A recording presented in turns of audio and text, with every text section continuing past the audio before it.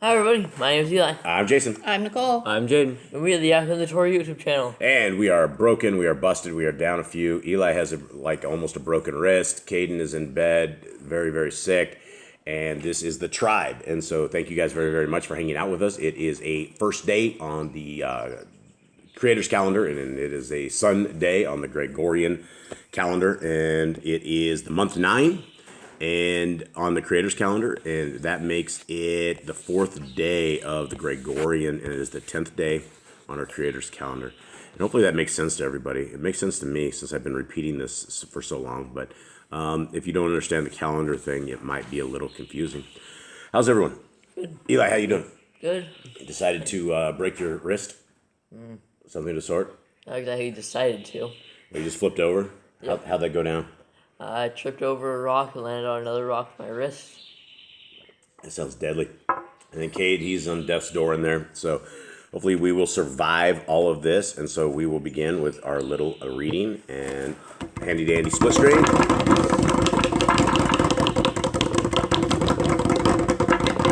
Thank you. Thank you very much. Eli with his one hand drumming away, still the best drummer here in South America. Okay, so let us begin. And I actually haven't read this chapter recently, so this will be the first time reading on all of this. Eli, you ready? Yep. My friend, my little gimpy friend. Okay, let's begin. And some were present at that time, reporting to him about the Galileans, whose blood Pilatus had mixed with their offerings. And Yahushua, answering, said to them, "Do you think that these Galileans were worse sinners than all Galileans, because they have suffered like this?" Okay, we've never discussed this before because we don't know what's going on here. So they're just gonna sacrifice, but he was killing people as well. Yeah. It mixed their blood and their sacrifices. Yeah, and so whatever happened to the Galileans, it was a bad deal. And so they were asking him, are the Galileans worse sinners than all? And Messiah Yahushua says, "I say to you, no, but unless you repent, you shall all perish in the same way." That's hardcore to hear, right? Jade? Yeah. Eli? Yep. He's if you don't turn back to me, if you don't come back. But they probably died in a violent way, right? Yeah, probably. Unless you repent, you shall all perish in the same way. The same way as they basically got killed. They were murdered. 4. Or those 18 on whom the tower in Shiloh fell and killed them, do you think that they were greater offenders than all other men who dwelt in Jerusalem? I say to you, no. But unless you repent, you shall all perish in the same way. Okay, so 2 different things that these people just encountered. I don't remember the tower falling down. I think that had to do something with Jezebel and Ahab, something about that during that time, I think. Okay, yeah, I don't remember that's that something one. about that, like the tower fell over and killed some people, but... So these are interesting questions, and I guess the question would be, is the guy with cancer, is he worse sinner than the guy without cancer? Is the guy with 1 arm worse of a sinner than the guy with 2 arms? Is the guy in a wheelchair? Is he a sinner?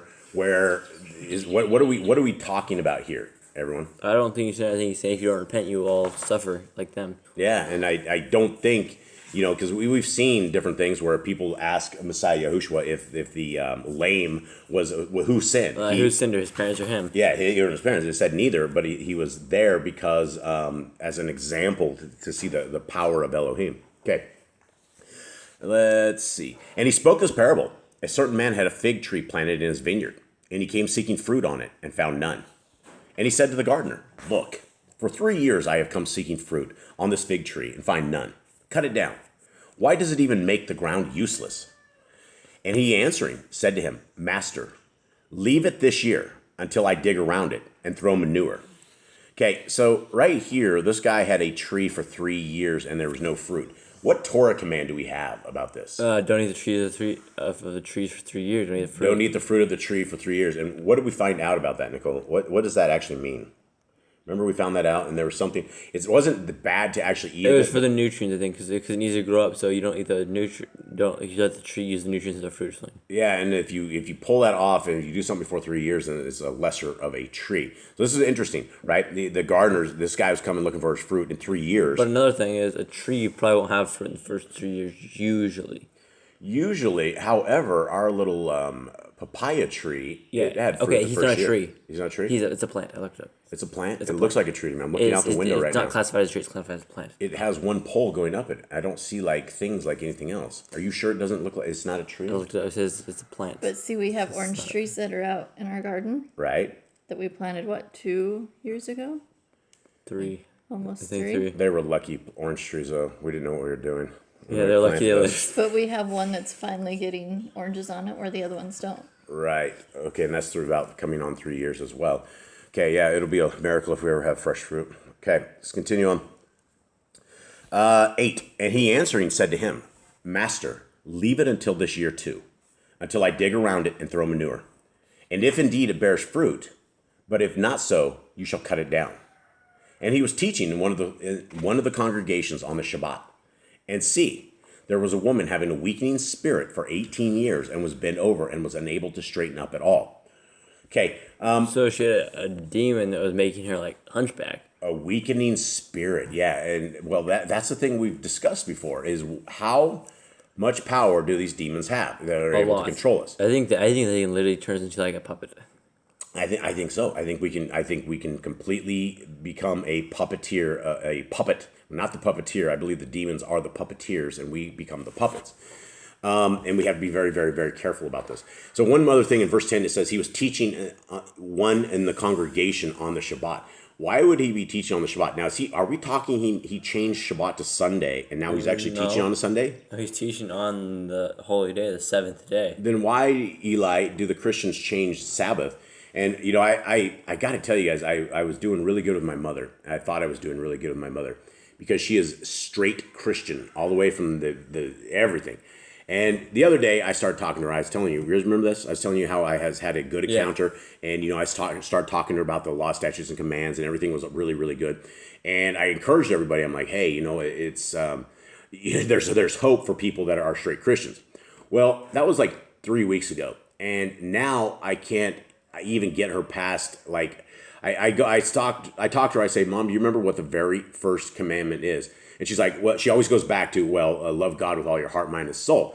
And I'm like, no, Mom, we just discussed this. The very first commandment in the Genesis is be fruitful and multiply. And I started going over that, and then week 2 and 3, she completely shut down. This week, I told her to, I hope you have a nice Shabbat. And she's like, well, that's not God's Shabbat. And I'm like, no, she's like, that's not my Shabbat. And I said, well, that's God's Shabbat. And, you have to use the word God with these people because they have no idea who Yahuwah or Yahushua is. I explained to her a lot of times, and they just don't care. They really do not care. So I basically was talking to her about that, and she completely shut down. She told me she doesn't want to talk about this. And I'm like, okay, well, I'm still going to talk to her about it. And yesterday on Shabbat, I sent her the first 7 commandments in this. And I said, I'm going to discuss this with you this Friday again. So I'm not going to give up on my mother, but the Sabbath has not been changed. It has not been changed to a first day, a sun day, the day of Sol Victus, right? Okay, so this woman had a weakening spirit for 18 years and was bent over and unable to straighten up at all. So are we going to conclude that this weakening spirit was actually a demon and it was not a physical impairment with her? I believe so. Is this a handicap? That's just a handicap that's not a demon? Or is this some sort of evil spirit? It says weakening spirit. So is the woman's spirit I weak? think it's a demon. You think it's a demon? Mine says in parentheses, a demon of sickness. A demon of sickness. Wow. Okay, so that tells us a lot of stuff, right? It tells us we got to be very, very cautious about these demons that are creeping all around us, trying to kill us at all moments. Okay? And 12. What's going on here? We got dogs down there? Dog problems. Okay. And Yahushua, seeing her, called her near and said to her, Woman, you are loosened from your weakness. And he laid his hands on her, and immediately she was straightened up and praised Elohim. So, I don't know what they call this. There's a lot of different names for this. There's one of it that I remember a kid in my school had. I think it's called like spina bifida. And it's like a J. Your spine will actually J. And this is a Christian school I was going to. And I mean, I can't imagine this kid. He was born with this defect. And I can't imagine that kids are born with this stuff because their parents sin. I don't know that it... Maybe. I don't know. Maybe I don't understand the power of Yah or the way of his ways. Let's Let's continue on. But the ruler of the congregation, responding, much displeased that Yahushua had healed on the Shabbat, said to the crowd, there are 6 days on which men should work. So come and be healed on them, and not on the Shabbat day. Then the add-on answered him and said, hypocrite! Does not each one of you on the Shabbat loosen his ox or his donkey from the stall and lead it away to water? And this is very interesting too, because we have to lead our cows away to food on a Shabbat as well. There's no other way around it. So we end up having to walk on a Shabbat with our cows to get them to water. So yeah, this is to food. This is absolutely correct. 16. And this one, being a daughter of Abraham, whom Satan has bound, look, for 18 years should she not be loosened from this bond on the Shabbat? And when he said this, all his opponents were put to shame, and the crowd rejoiced for all the splendor being done by him. Therefore he said, what is the reign of Elohim like, and to what shall I compare it? Okay, before that, the verse right before that is everybody started cheering, right? Right. So this woman can you imagine this, what happened here, right? She was all crinked over. She couldn't move. Messiah Yahushua put his hands on her. He healed her. She stands up. The crowd just is like, wow. And then the one Pharisee guy or Sadducee, whatever he was sitting there complaining. He's like, oh, just come on any other day. But we know it is better to do good on the Shabbat than to do evil. And right. so he likened her to an oxen that needs water, right? And so after 18 years, he said, shouldn't this woman be loosed of this? And the crowds cheered, yay, right? So anyway, 18. Therefore he said, what is the reign of Elohim like, and to what shall I compare it? It is like a mustard seed, which a man took and threw into his garden, and it grew and became a large tree. And the birds of the Shamayim nested in its branches. And again he said, to what shall I compare the reign of Elohim? It is like leaven, which a woman took and hid in 3 measures of flour until it was all leavened. And he was going through the cities and villages, teaching and journeying towards Jerusalem. And someone said to him, Adonai, are there few who are being saved? And he said to them, strive to enter through the narrow gate, because many, I say to you, shall seek to enter in and shall not be able. Okay, this is yet another warning to everybody, right? It says strive to enter through that narrow gate. We know from Matthew 5 or 7. No, it's Matthew 5. 7. Is it 7? 7. Is it 7? Yep. We know that through Matthew 7 that there is a narrow gate. That little tiny narrow gate is what most people do not make it through. There have been many warnings, and it says that many don't make this. And so what is the narrow gate? It is Yahushua. Yeah, the narrow gate is Yahushua. It is the path. It is the way forward. It is the Torah. Everything about the narrow gate is all about Yah's will. So the narrow gate is going in through Yah's will and entering into the kingdom through that way. 25. When once the add-on of the house... Did I miss something? No. Okay. 25. When the add-on of the house is risen up and shut the door, and you begin to stand outside and knock at the door, saying, Adonai, Adonai, open for us. And he shall answer and say to you, I do not know you. Where are you from? Then you shall begin to say, we ate and drank in your presence, and you taught in our streets. But he shall say, I say to you, I do not know you. Where are you from? Depart from me, all you workers of unrighteousness. What is unrighteousness, fellas? That is Torahlessness. Torahlessness. So everybody who does not work righteousness is going to be told to get lost. Now, this is in the New Testament. This is in what the Christians have as their doctrine. It is, in fact, it is in one of the 4 Gospels. It is right here. Several times it says this. And so here we have this, and it says, Messiah Yahushua says, kick rocks, get lost, you're out. 28. There shall be weeping and gnashing of teeth when you see Abraham and Yitzchak and Jacob and all the Nebiim in the reign of Elohim and yourselves thrown outside. Wow. So these are giving us a vision of the kingdom to come, right? People are going to see that they are rejected. They are going to know they're rejected. You just don't make it to the end and have your lights out and all of a sudden everything is okay. You don't sleep forever, right? There is a heaven, there's a Shamayim and there's a hell. There's a Sheol. And we have to figure out how to get there.